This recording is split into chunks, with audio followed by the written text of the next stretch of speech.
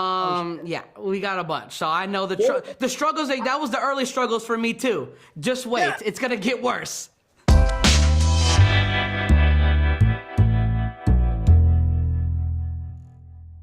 Jimmy, Hey, Anthony, how you been, dude? how's it going, man? Good to see you again, my friend. Definitely. So look, I love that you're taking a little bit of break from being a superhero. You do that really well, but you're playing a shoe. I like that's how did you this there's so much love in this movie. Like how Yeah. did this happen for you? I always wanted to do animation. When you have kids, you always try to find stuff to impress your kids with. Yeah. So we were actively looking for an animation project, and I love this movie just because it has so much heart. Like it's such a warm and beautiful story about two siblings and figuring out how much they need each other by being torn apart by the collector. And, an opportunity to work with Martin Lawrence, dude. Like, Martin Lawrence has been a part of my life since I was a child, so to have the ability to go in and, chop it up with him was Yeah. a once in a career opportunity, and I couldn't be more excited about it. Did you ever get to work with him? Like, did you record together or was it all separate? No, no, no. We were separate, but we were over Zoom. So a Oh, lot of it was us being able to go back and forth over Zoom and improv and have fun with each other. geez, Zoom has really made things easier, hasn't it? Man, I don't know why people leave home. Why, man? Well, okay, now I gotta say this. Obviously, there's a lot of people going to watch this. There are a lot of people going to relate to this. What was your first pair of shoes that did you have that oh my God, I have to have those? It's funny when I was a kid, we didn't have a lot of money, so Oh, we never really got those really cool, expensive out there shoes. But I always loved the Cortezes, and when I was a kid, I got my first pair of bubblegum sole Cortezes, and I thought I was the coolest dude. Like, cause it's New Orleans, like we don't call them sneakers, we call them tennis. So I remember in high school, there was these shoes called Lottos, right? It was Lottos and Tritons. All the girls either wore Lottos or Tritons. And I got my girlfriend a pair of Lottos, and you could take the color card out of it and change the color of the logo on the side of the shoe. that- Crazy, that's crazy. cool. Yeah. I look, you know what I like about this performance from you is that let me make sure I'm not running over my time. Okay, I got 2 minutes. Um, I like the fact that there's a lot of depth in here. You go through a lot. I Yeah. mean, do you feel that there's more room to, I know, explore in animation? Definitely, because once you take your person out of it, once you take your face out of it, people can relate to that shoe instead of all the stuff that you bring to the screen. Because when people see you, they're like, "Oh, Captain America, oh this, oh that." But when you go see an animated movie, like when I went to go see Lion King and Mufasa died, that wasn't, that literally made me cry because of the voice James Earl Jones gave to Mufasa. Mhm. So the voice is such a phenomenal tool that we get to use in these animated movies, and it really invokes emotion and gives the true essence of the story. That's true. I think that kids are really they're good at getting information out of stories like this, I think. Right, right. Yeah.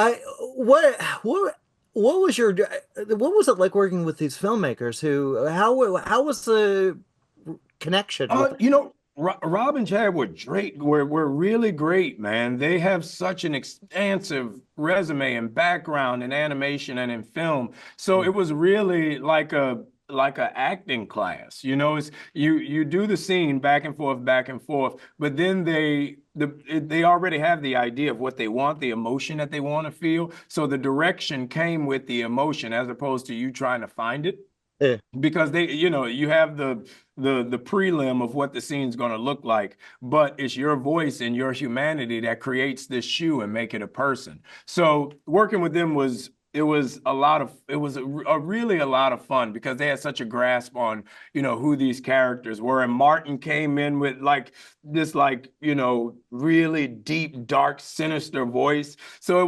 was really fun to like listen and react as opposed to having to act. I gotta say, it's so much fun hearing you use your talents as a very funny comedian, as a very funny actor in an animated world. What was the appeal for you to step into the sneaks world? Because it was all about sneakers, and I'm a sneakerhead, so I just love sneakers, and I have so many of them, I can't even count. I mean, you name it, man, I got them. Okay, I gotta ask this. And what was your first sneaker? What was the first pair that you're like, holy shit, I have to own this? Well, my first sneakers that I bought was a pair of Decks. They were Decks. I don't know if you remember those. There you go, yeah. When they got dirty, you would take some shoe polish and paint them white, and Converse back in the day. I love Converse. I still love Converse, man. Yeah. No, this character is so much fun, and he's so you get to be a little creepy, you get to be a little heartwarming, you get to do a little everything. What is it? Do you like doing this kind of stuff, stepping into the, animation, doing voiceover work? Yeah, I do. It's fun. It's fun, especially when you got a good director and producer that knows how to get the emotion out of you and everything. It becomes a lot of fun. Can you talk about the relation you had with these guys? Because this is it's such an original film. It doesn't seem like any other animation family movie I've seen in a long time.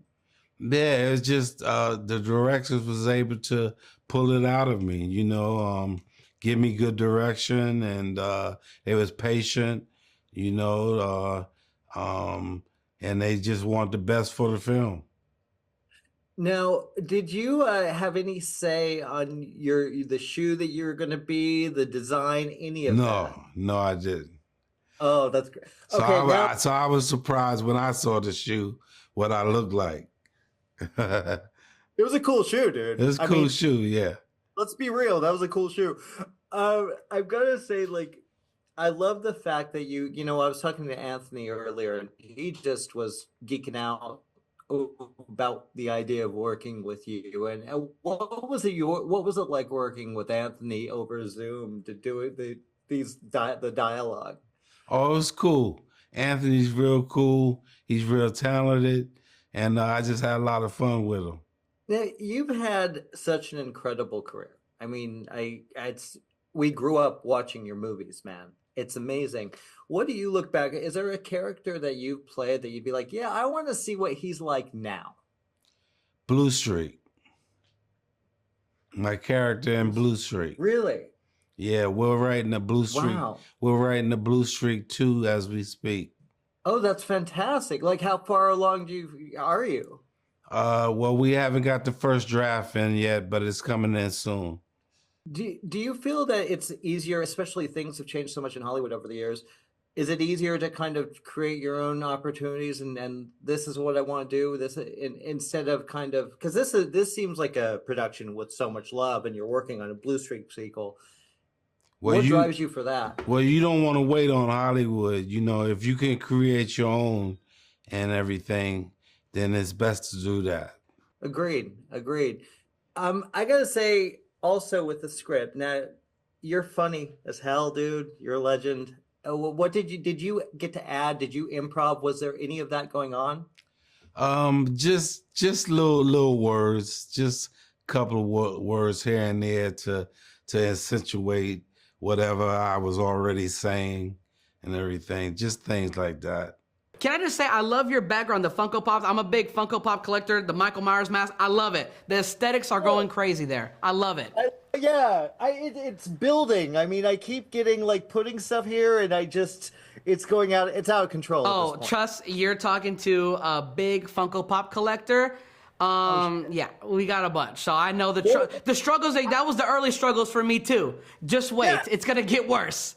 Okay, what's your favorite Funko Pops you've ever had? I have to ask. Okay, so I got a few of them. One would be the original Ghostface Funko Pop, which is hard to find. It's a limited Oh, wow. one because it's vaulted. And then another one would be a WWE Rey Mysterio Pop at the 7-Eleven exclusive.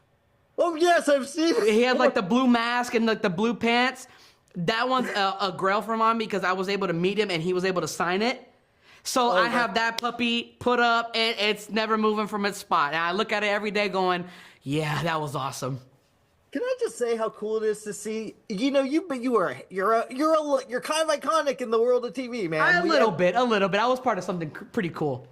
And then you still fan out. That's still cool. That's really cool. This industry is so cool because I mean, you're seeing people that you look up to, that you like. You know, I don't get starstruck. I get starstruck with actors all the time because, I mean, you know, that's who you see. That's who you're fans of. But, like, when it comes to, like, athletes in particular, I'm the most starstruck because, or, like, whenever I meet any, like, WWE wrestler or basketball player, I'm just like, I don't know what to say because, like, I watch them and I root for them all the time. And so it's kind of weird to seeing them and they're like, hey, I'm a big fan of your show. That's, like, it blows my mind every time. And then I'm like, well, that's awesome. Like, of course they would watch my show because the show's fun, but like, why would they watch me and be a fan of me when I'm a huge fan of them? So the mutual admiration that people I meet that I admire, it's the coolest thing. Yeah, dude. I mean, it's such a popular character. People know. Now, I'm going to ask you this because we got to get to the movie a little bit. Oh, of course. Of course, but it's such a sweet. There's so much love in this movie, dude. You can see it. Yeah. You can see it. How is it taking on? You know, you played the same character for several years. You're taking on an animated character, an animated shoe. Yes. What is animated that? sneaker. We got to get it right. Sneaker. You know, it was such a cool experience doing this project because, first off, this movie, it really blends a lot of the things that I like. Is basketball culture, hip hop culture, sneaker culture. It kind of like, it blends it all together. And that's like, if I wasn't in the movie, that would be something I would love to go watch because that has everything that I like in it. And then to be able to do my scene in particular, which was a basketball pickup scene, it was so cool because in the booth, I was like, you ought to thought I was playing like a game to 21 against like LeBron James or something. You know what I mean? Like, I was in it. Like, I was tired when I left the booth that day. But it was so cool because, you know, whenever you do animated projects, you know, depending on the whatever role you get, you're limited to what you're on. You know, you get to see a little bit that the lead up, or like, hey, in this one, this is what happens later on, just so you have an idea. But for the most part, you know, you're kind of creating things from scratch. You don't get to see that much animation. Maybe you do like with storyboards, and then like the second recording, I was able to watch some animation. But for the most part, you know, you're kind of going in, doing your thing, and then it sits for a little bit. And now that it's being released to the masses and people are starting, you know, going to go watch it, it's going to be a fun time because, you know, the message with the movie's so great, and how they bring it out, and the music, the animation, the art, it's really it's a good film. Yeah, it's super well done. I mean, it's just, it really pops. It really just pops off the screen. And I mean, how much? Let me ask you this: how much does your fame help you decide to take on another project as an actor? What do you look for? You know, at the end of the day, you know, I'm so grateful for everything that has happened, you know, with the success of Modern Family and being, you know, a celebrity or whatever people say. Yeah. You know, to be able to, whenever I choose a project or anything, the first and foremost thing is I'm an actor. I want to have fun. I want to have a good time, you know, and when this came about, it was kind of like, it happened so fast. One Friday night I was playing video games, and then Monday morning I was recording this movie, and it happened like that, which it usually doesn't in the industry. And so to be able to do something like that, and then like I said, with this, it's like, it's all the things that I love. So I'm having a great time doing it in general. And so to be able to have that opportunity to be in, and then also the cast is stacked. I mean, it's so many recognizable names. I mean, I played ball against Captain America. That's the coolest thing. You know what I mean? Like, no, but not a lot of people get to say that. And so, and I had him for a second. Don't let the movie fool you. I had him in the deleted scene. I won. You know what I mean? But but yeah, it was such a fun time, and this movie's so great, and you know, it was a blast to do. Keith, let me start with you. What I really liked about film. We see a lot of animated movies with the star power, but this one, there's something really special with a lot of legends, and I feel like there's a lot of love that went into making this. What drew you to it, and how did you get involved? Well, I'd worked with Rob on The Princess and the Frog. So when he called and said he had something, that I might be interested in, I listened, and it was very different than anything else that I had seen around or that I'd ever known about. So, I mean, why not? And Absolutely. I mean, look at who I get to work with. I mean, it was a great cast. So there was nothing to say no to.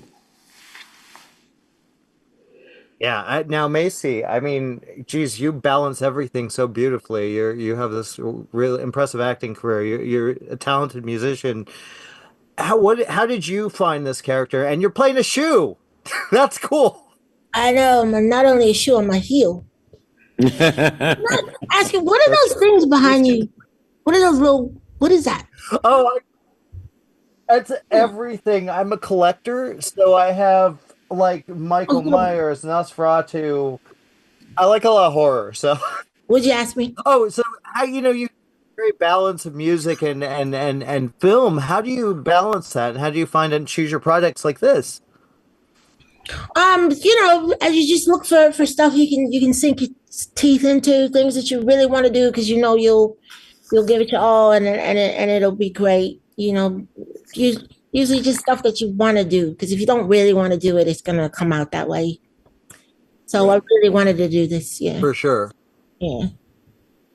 For sure. No, I wanted to go back to you, Keith, because you've had such an amazing career. I mean, I grew up watching your movies, my friend. You do something here. You've done a lot of voiceover work. How does that appeal to you? Is that more satisfying nowadays to do? I think what becomes more satisfying is more than in the beginning of my career, I get to pick and choose, and I can say no. So what I say yes to is something that I really feel like I really want to do besides just having a job. Yeah. Just something I'd like to do. So that's the best part.